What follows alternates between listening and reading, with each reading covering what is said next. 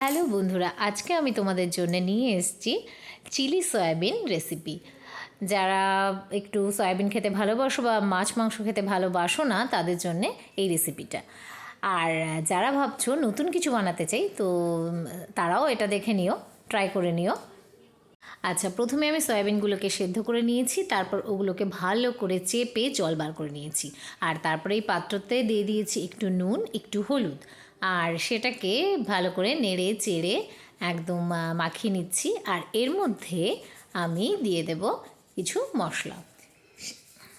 আর মেরিনেটের সময় এগুলো দিয়ে দিলে, এই যে আমি একটু দিয়ে দিচ্ছি, এটা জিরের গুঁড়ো। আসলে এই মেরিনেটটা যদি ঠিকঠাক প্রপার হয়, তাহলে সয়াবিনের ভেতরের টেস্টটা ভীষণ সুন্দর হয়। মুখে দিলেই এটা বেশ ভালো লাগে। আর তার মধ্যে আমি আরও কিছু ইনগ্রিডিয়েন্টস দেব, কিন্তু সেটা একটু পরে। এটাকেই আমি আপাতত ঢাকা দিয়ে রেখে দেব কিছুক্ষণের জন্যে। তারপর আবার কিছুক্ষণ পরে ওটাকে তুলে এর মধ্যে আমি দিয়ে দিয়েছি আদা আর রসুন থেতো করে, সেটাকে ওর সঙ্গে ম্যারিনেট করে দিচ্ছি। আর দিচ্ছি কাশ্মীরি লাল মির্চ, যাতে কালারটা বেশ মানে যখন এটাকে ফ্রাই করব কালারটা ভালো হয়। আর একটু গরম মশলা, এইগুলোকে ওর মধ্যে দিয়ে দিয়েছি। আর এটাকে ভালো করে চামচ দিয়ে আমি মেখে নিচ্ছি। মেখে নিয়ে ওটাকে রেখে দিয়েছি। আর এদিকে দেখো, সবজিগুলোকে বেশ বড় বড় করে কেটে নিয়েছি। ক্যাপসিকাম, পেঁয়াজ আর রসুনগুলোকে আমি মাঝখান দিয়ে একটা ভাগ করে নিয়েছি। তো আর সেই যে সয়াবিনটা রেখেছিলাম, ওর মধ্যে এবার দিয়ে দিচ্ছি একটি কর্নফ্লোর।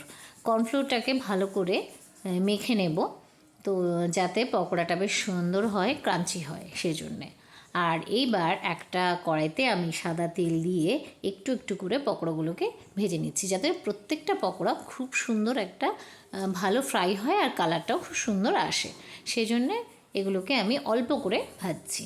আর এই দেখো, আমার রেডি হয়ে গেছে পকোড়াগুলো। এটা কিন্তু খেতে ভীষণ টেস্টি হয়েছে, এটাই মনে হচ্ছে খেয়ে নিই। যাই হোক, এরপরে আমি তেলের মধ্যে দিয়ে দিয়েছিলাম একটুখানি আদা রসুন বাটা, আর তার মধ্যে একটু রসুন বড় বড় করে দিয়ে দিয়েছি, আর সমস্ত সবজিগুলোকে দিয়ে দিয়েছি। আর এদিকে তৈরি হচ্ছে গ্রেভি।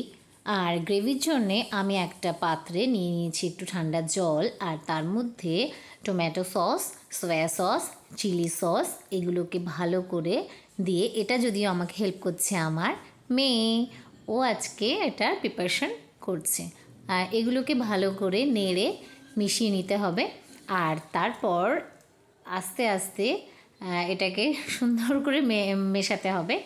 আর এর মধ্যে তারপর দিয়ে দিতে হবে কর্নফ্লোর। একটু কর্নফ্লোর দিয়ে দিয়েছি, সেটাকে ভালো করে মেশাতে হবে যেন দলা দলা পেকে না যায়। তো ওই এটা করছে আজকে। দেখো, খুব ভালো রাঁধুনি হবে মনে হচ্ছে বড় হয়ে।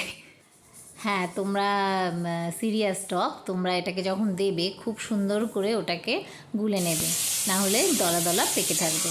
তো তারপর এই যে এই সবজিগুলোকে আমি দিয়ে দিয়েছিলাম, ওটাকে শ্যালো ফ্রাই করে নিচ্ছি। শ্যালো ফ্রাই করে নিয়েছি। আর এটাকে একটুখানি আমি ঢাকাও দিয়ে দিয়েছিলাম, যাতে সবজিটা গলে যায়।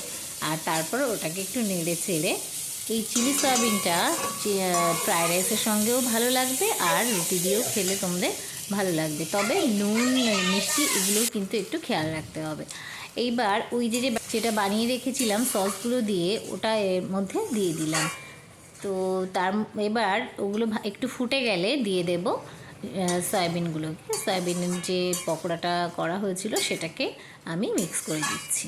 এরপরে একটু চিনি দিয়ে দেবো, আর একটু ঘন ঘন হয়ে গেলে নামিয়ে নিলেই রেডি হয়ে গেল চিলি সয়াবিন। তোমরা একটু ট্রাই করে দেখো, ভীষণ টেস্টি হয়েছে, ভীষণ ভালো লাগছে। আর দেখো দেখতে কেমন হয়েছে কমেন্টসে জানিও কিন্তু। Bye bye. আমার ভিডিওটা যদি ভালো লাগে তাহলে একটা লাইক করে দিও।